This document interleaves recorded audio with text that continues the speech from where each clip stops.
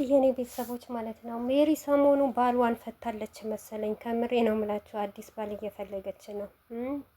አለው ስሙኝ ስሙኝ እያለች ነው ማለት ነው። የሰሞኑ አለባበሷ ምክንያቱም እኔ ዩቱብ ስለሚቀጣ እንደዚህ ቆርጬ ነው ያመጣዋት ማለት ነው። ቲክቶክ ላይ ወይም ሾርት ላይ ካያችሁት አብዛኛው ወይም ዩቱበር አምጥተዋት ይሆናል ማለት ነው።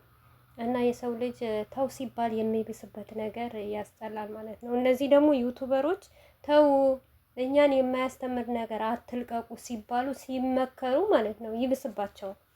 ሴጣን ስላለባቸው እኮ ነው። ከምሬ ነው የምላችሁ።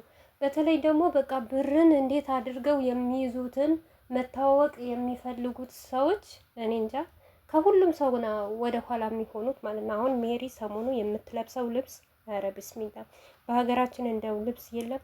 ለራስ ወራሱ እኔ የሚገርመኝ ነገር ማለት ነው እራሳቸው ቪዲዮውን ቀርጸውት ያዩታል ወይስ አያዩትም? ወይም ደግሞ አይተውት ምን ችግር አለ በቃ የራሱ ጉዳይ ነው ምናምን እና የራሱ ጉዳይ አይደለም።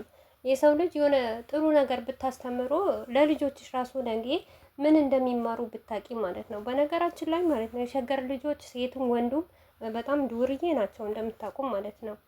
እና የሀገር እንደ ሀገር ቤት ልጅ ምናምን ተቆንጥጦ ባህልን ነውርን የሚባል ነገር አያውቁም ማለት ነው። እና በዚሁ አጋጣሚ ሜሪ ወደ ራስሽ ብትመለሽ ጥሩ ነው ማለት ነው። ምክንያቱም በአንቺ ህይወት ማንም የሚያገባው የለም። ነገር ግን የሚዲያ ሰው ስለሆንሽ ቲክታከር ስለሆንሽ ጥሩ ነገር አምጥተሽ ብታስተምርን፣ ጥሩ አለባበስ ብትለብሺ፣ በዛ ላይ ደግሞ በዚህ ሰውነትሽ ኧረ ብስሚላ በጣም ነው የሚያስጠላ ማለት ነው።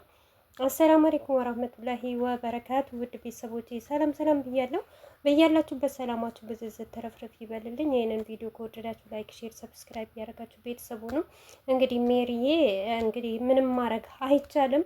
ልቦና ይስጥሽ ነው ምለው እንደኔ ሌላ ምን እላለሁ? ምንም መናገር አልችልም። ውድ ቤተሰቦቼ እንግዲህ ባለፈ ራሱ ብዙ ተናግረናታል፣ ብዙ ሰድበናታል፣ በውስጥ ይቀናታል። ሜሪ እንደዚህ አይነት አለባበስ አታምጪ ብለናታል። ግን እሷ ምን ማንም ያገባው የለም የሚል ነገር ነው መሰለኝና ከባሏም ተፈታ አዲስ ባል እየፈለገች ይሆን አላውቅም። ብቻ ባሏም ሲያያት እንደዚህ ዝም ይላታል። በነገራችን ላይ ሴቱም ወንዱም አብደዋል በአሁኑ ሰዓት ማለት ነው። የእኛም ልጆች የተበላሹት አብርሽና ሩታ ሸገር ከገቡ በኋላ ነው። ወይኔ ቡታጀራማ እያሉ በቃ ጨዋ ሩታ የራሷ አለባበሷ በጣም ነበር የሚያምረው። ቡታጀራ እያለች እኔ እንጃ እንደ ሀይሚና እንደ ሩታዬ ጨዋ ሴት አልነበረም አለባበሳቸው፣ ሁሉ ነገራቸው ማለት ነው። እና ሞራ አብርሽ ራሱ ቡታጀራ እያለ ምርጥ ልጅ እውነት እንዴት ነበረ በስስት ነበረ እኮ የምንወዳቸው ማለት ነው። ብቻ የሰው ልጅ ከመጥፎም ጓደኛ ከተጨመራችሁ መጥፎ ነው የምትሆኑት፣ ከጥሩም ጓደኛም ከተጨመራችሁ ጥሩ ነው የምትሆኑት ማለት ነው። አሁን